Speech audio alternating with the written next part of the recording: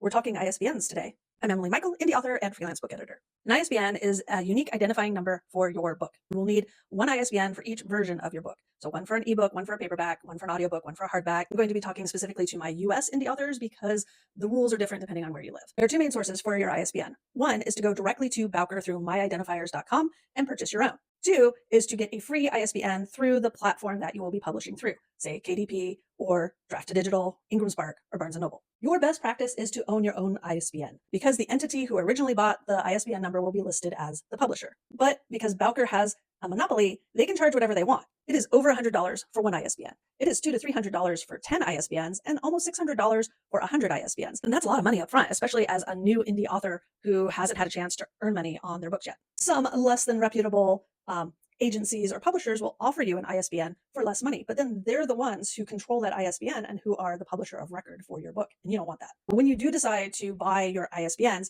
go directly to Bowker. If funds are really tight and you just cannot afford that at all, then it is okay, although not optimal, to go with the free ISBNs offered by KDP, that's Amazon, Draft to Digital, Ingram Spark, and Barnes & Noble and Kobo. But because nothing is truly free, there are some significant cons to doing this. That retailer, that distributor will technically be the publisher of record for your book. There are two main problems though. One is if you later buy an ISBN that you want to use on that book, you will have to unpublish the ISBN that they have and republish with the new ISBN, which means you kind of lose your reviews and statistics. When you accept the free ISBN from a distributor, you cannot use that ISBN elsewhere. So you will have a version of your book that is Amazon's, you will have a version of your book that is Barnes & Noble or Draft to Digital or Ingram Spark, etc. Which means that your book will have multiple listings on, say, review sites, depending on what version somebody bought. So your reviews may be diffused among the various versions. So the retailers that offer both your ebook and your paperback may not link correctly.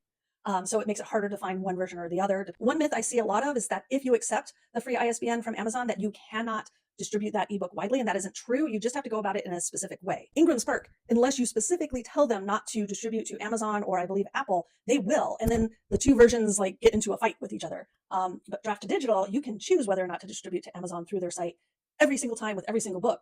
And so that doesn't happen. You just happen to have a version of an ebook that's just on Amazon and the version that is everywhere else. So to sum up, your best bet is to buy your own ISBNs. Second best is to take the free ISBN and then make sure that your versions aren't clashing by using the correct distributing checks. And what you should never ever do is pay someone other than Bowker for an ISBN. Let me know if you have any questions.